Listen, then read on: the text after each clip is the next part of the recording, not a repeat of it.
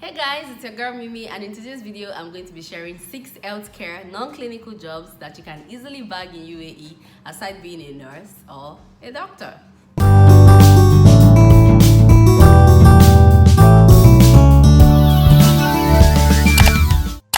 So I shared a video on how I got my job here in the UAE. Many of you who follow my channel know that I work in a hospital. I'm not a nurse, I'm not a doctor. Matter of fact, I studied communication, but here I am working in a hospital. And some of you dropped a comment and asked me to share and tell you if there are any other opportunities for someone who does not have a medical background but wants to work in a hospital. So I was like, yeah, why not?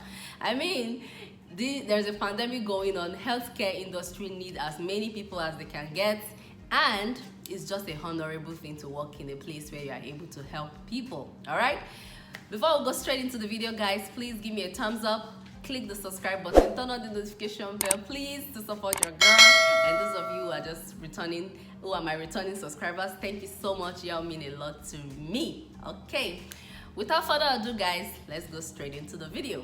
My number one healthcare non-clinical job that you can easily bag in UAE will be medical receptionist. Okay, just as the name suggests, medical receptionists are responsible for registering patients, making appointments, calling patients. And when the patient arrives in a hospital, a medical receptionist is the one who is in charge of identification, making sure that before you check in the patient, their identity is matching the information you have in the system. They are also the ones who would check if your insurance is covered in that facility, and if your insurance is not covered, they will be also in charge in collecting payments. But to get this kind of job, guys, you don't really need any form of healthcare degree. As a matter of fact, with high school diploma, you can be a medical receptionist. You just need to have a warm and charming personality, okay? Because it's a hospital, you just cannot be a person who looks sad, okay? And the salary, depending on the location and the hospital itself, is around 3,000 to 8,000 dirhams, okay? Which is not a bad job at all.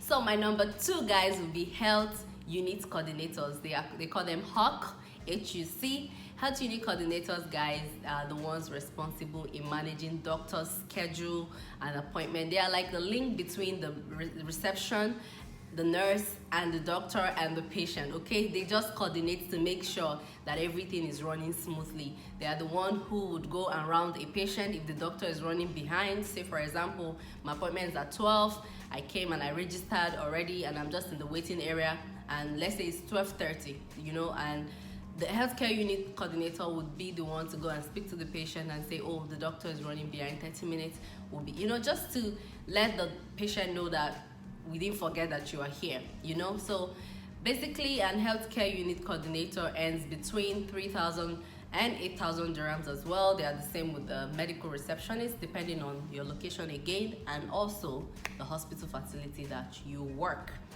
Number 3 will be financial counselors. Now this one, you need more than a high school degree, but not necessarily a healthcare degree, okay? They will counsel the patient and help them get a favorable payment plan that suits them, okay? Matter of fact, some of them go to the extent of even helping you get a discount if they feel that you really need it and your financial situation is not that good, So financial counselors, they do a lot. They create estimates, they contact insurance on your behalf.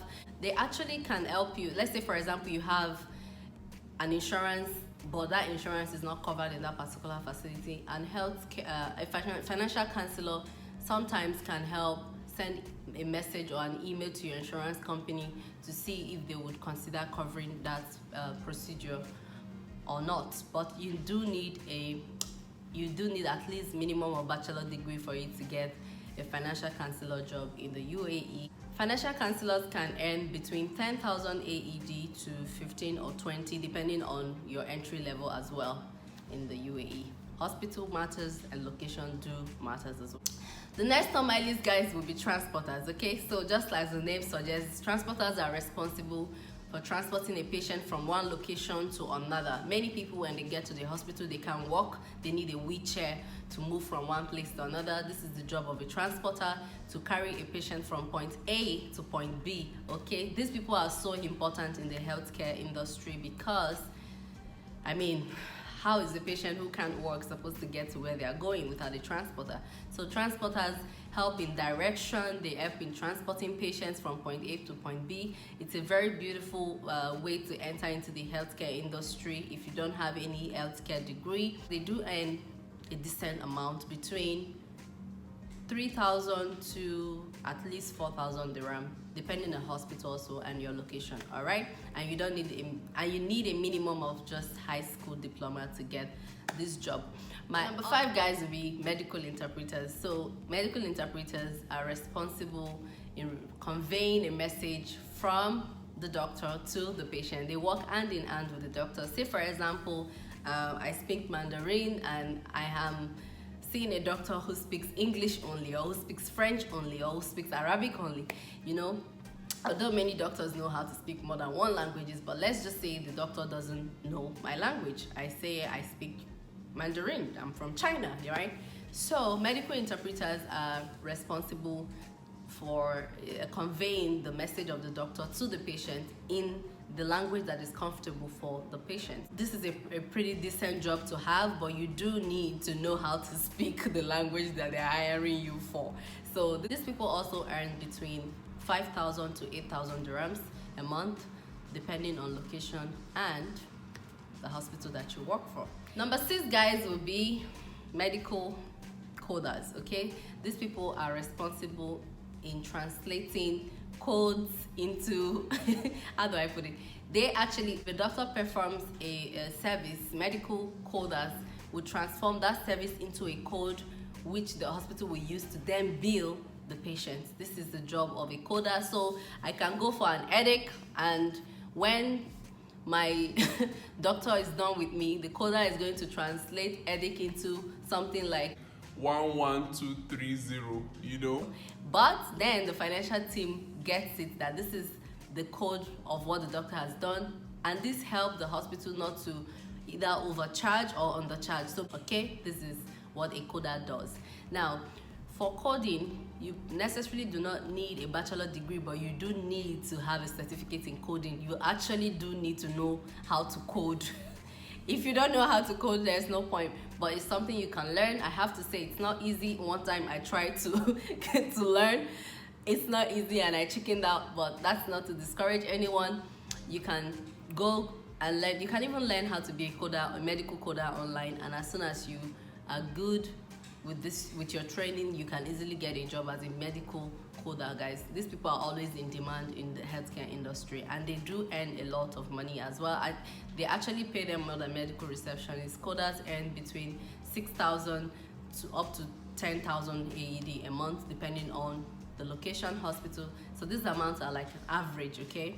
Depends on the location and the hospital facility as well. So I said I was going to talk about 6, but I'm going to be adding this one as a bonus. The number 7 that I'm adding as a bonus for you guys will be Authorization Specialist. So Authorization Specialist is in charge of contacting a hospital to make sure that you get an authorization before your procedure is done. So you can have an insurance that is covered in a hospital, but not every procedure can be done without your insurance approval. So an authorization specialist, when you book an appointment, prior to your appointment, will contact your insurance to ensure that your service for that day will be covered by insurance. Now, when they receive an approval, they communicate that to the registration and the clinical team to say, oh, this person's appointment, we've received an authorization to go ahead from the insurance that it will be paid for.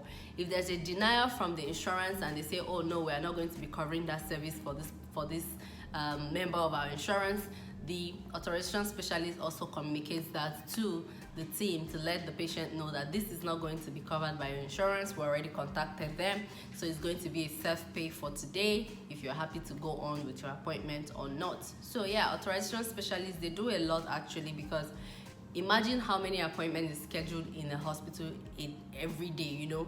So they have to make sure that all that service, there's an approval for them, especially for things that require approval. Not everything requires pre-authorization, but for things that do require pre-authorization, imagine if you have 1,000 scheduled patients in the whole hospital. Yes, some hospitals are that big, guys, and the authorization specialist needs to go through all of those appointments one by one to ensure that this service will be covered or it's not going to be covered, and they have to contact the patients to let them know, oh, we received an authorization, or oh no, we didn't get authorization for this appointment. If you are going to proceed with your appointment, you have to pay for it.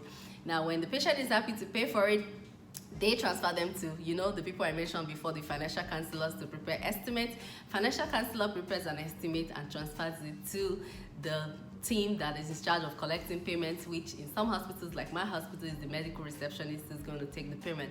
Of course, they also take payments. Financial counselors have the ability to take payments, or they can just transfer you to the reception for you to pay. Okay, so yeah, those are my 7 healthcare jobs that you can easily get in the UAE, guys, because there's so many hospitals in this country. Abu Dhabi alone has over 60 hospitals. Can you imagine? Not Dubai, not other Emirates. So and healthcare industry is just an industry that you cannot miss it, you know. So, and it's a fulfilling job to have, guys. Just the feeling that you're helping. You know what's funny? Even if you are just a transporter in a hospital, you are still a part of someone's treatment, you know. Like, without you guys, every component, every member, okay, the administrative part and the clinical part and the management part, everybody is a key component of healthcare industries. Not to forget that our doctors and our nurses and physiotherapists and all the therapy, all the nurses, all the doctors, all the types of doctors, you guys are awesome, you guys are amazing, you guys are needed all the time. But yeah, these are the 7 healthcare in-demand jobs that you can easily get even if you don't have a medical degree. Okay, I hope it helps. See you guys in my next video.